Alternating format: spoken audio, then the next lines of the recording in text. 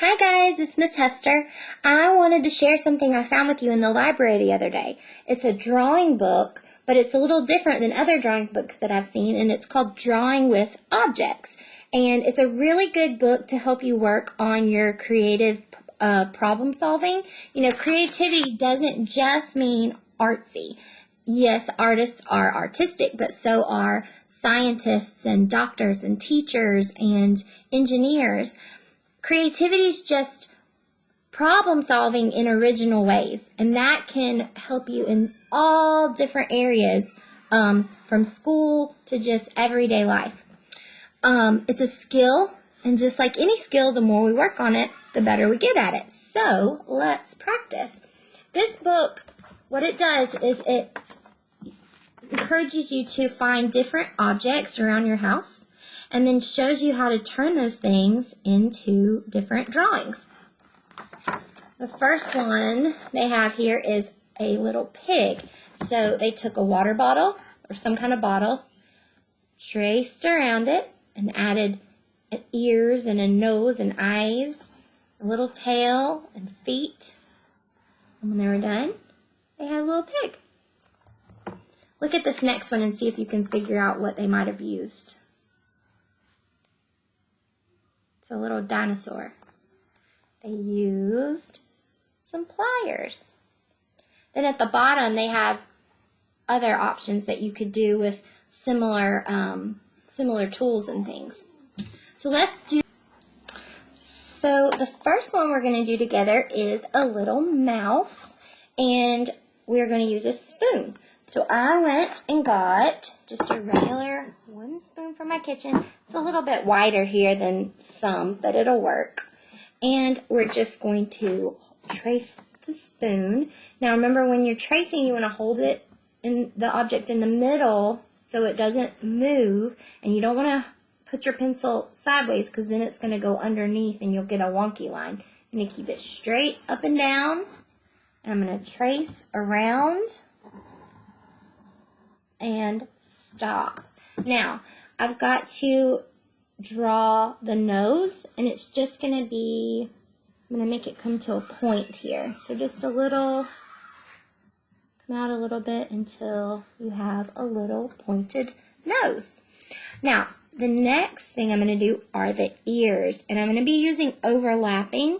Remember, overlapping is when something's in front of something else. So I'm going to draw one ear on this side, and I can't see through my ear, right? So that means I need to erase this little part of the body that the ear's covering up. Now I do have an ear on the other side, but because the body in this ear is covering up part of it, I only see a little bit of it. So I'm going to kind of start over here on this ear, just make a little curved line right there. So I just see the little top of the ear on the other side. I need a nose. I'm just going to come make a little curved line here. I can color it in, or I can wait. You can wait until later and use crayons or markers. I'm going to give them a little eye. Of course, you guys can do different kinds of eyes and add as many details as you want later. These drawings, most of the drawings in these books are really simple, but just like with anything we do, you can add as much detail as you want. We need a little tail. Now, they just used a straight line for their tail, but I'm going to put a line on both sides.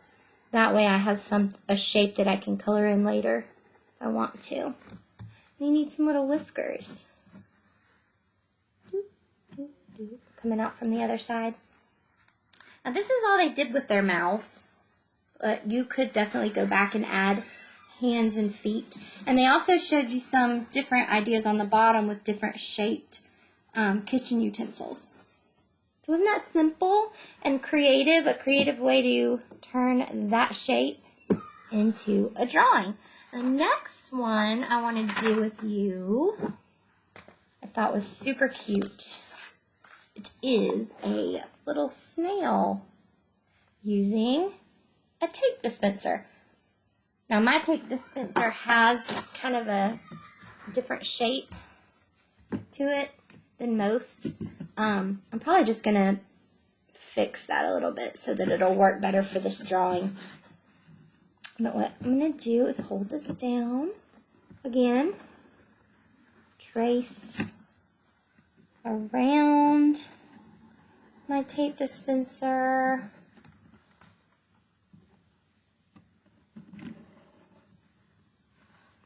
And pick it up. I'm going to kind of soften that edge a little bit. And then, like I said, my tape dispenser had this strange little hump here. You could leave it, but I'm gonna make it connect here. Like that. Alright.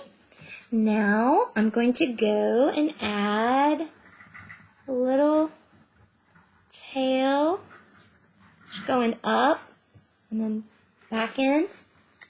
I'm going to erase this little line here. Okay.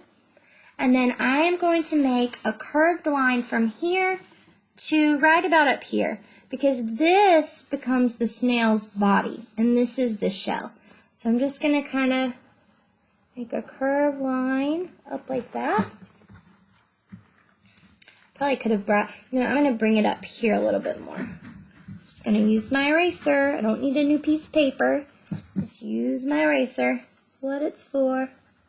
I'll come up a little bit closer to it. There. Okay.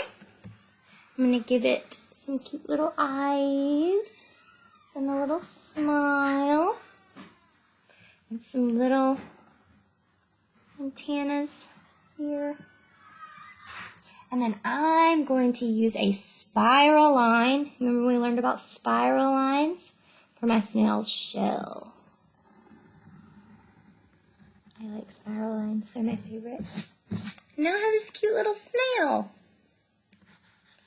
Of course, you can go back too and add details like a background.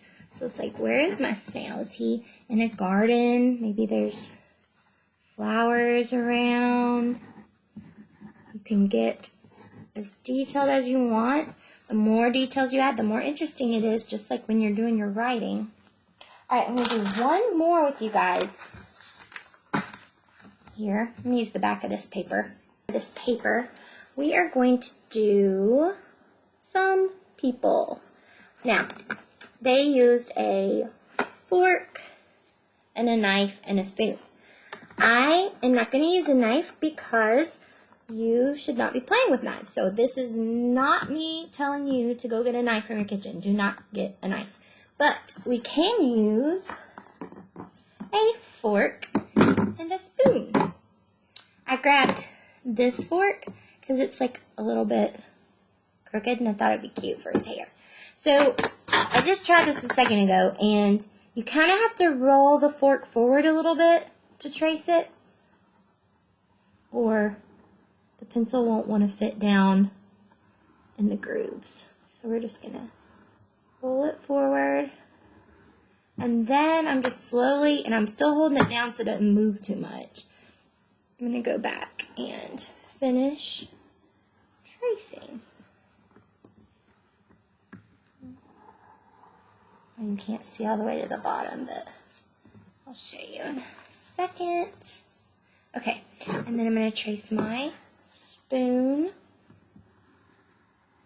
sure there's lots of different ways you could do this, and lots of different utensils you could find also. Okay, so I have my fork and I have my spoon.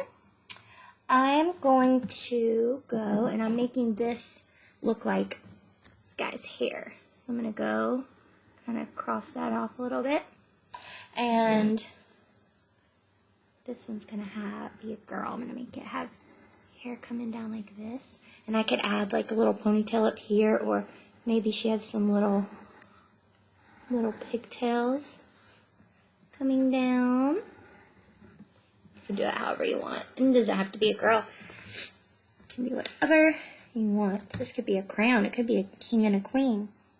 And then I'm going to draw just a little line here, however you want the neck of their clothes to be, to separate their head from their bodies. And I'm going to add some little faces. I'm just going to keep it simple, but you can be more detailed, like I said, before. Some little faces, some ears. She's got a big head. There's some eyelashes. Okay. And then you can add arms. You can decorate clothes. Maybe he's got a collared shirt on and some pants. If I can see that far. Let me move this up a little bit. Give him some little shoes. Remember when we draw our arms, they have 1, 2 sides. He's got his hand on his hip here. 1, 2. So there's my little guy. And she's got like a little, obviously these are not realistic proportions, but it's just supposed to be fun and creative. So she's wearing like a little, make it like a little dress or something. Maybe a belt.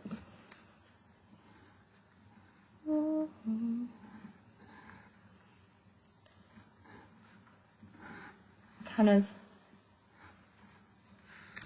she's got her hands behind her back right now. Alright, and then she still needs some, I'm going to draw a little bit of feet down here, or legs down here, coming out from under her skirt. And just some little ovals for her shoes. Maybe they're got little buttons. Anyway, okay. So there's my little people. So now I want to challenge you guys to look around your house and find some objects that you can use your imagination and creativity and turn into a drawing. Remember that creativity is what allows us to express ourselves. It helps us focus, it encourages you to take risks, and to become lifelong learners. Plus, it's just fun. So, I want you to have some fun. I want you to go find some objects, create some artwork, and then I want you to share it with me on my Canvas page. There's a little button at the bottom that says share your art, and I want you to go there and share with me what you created, and I can't wait to see it. So I will see you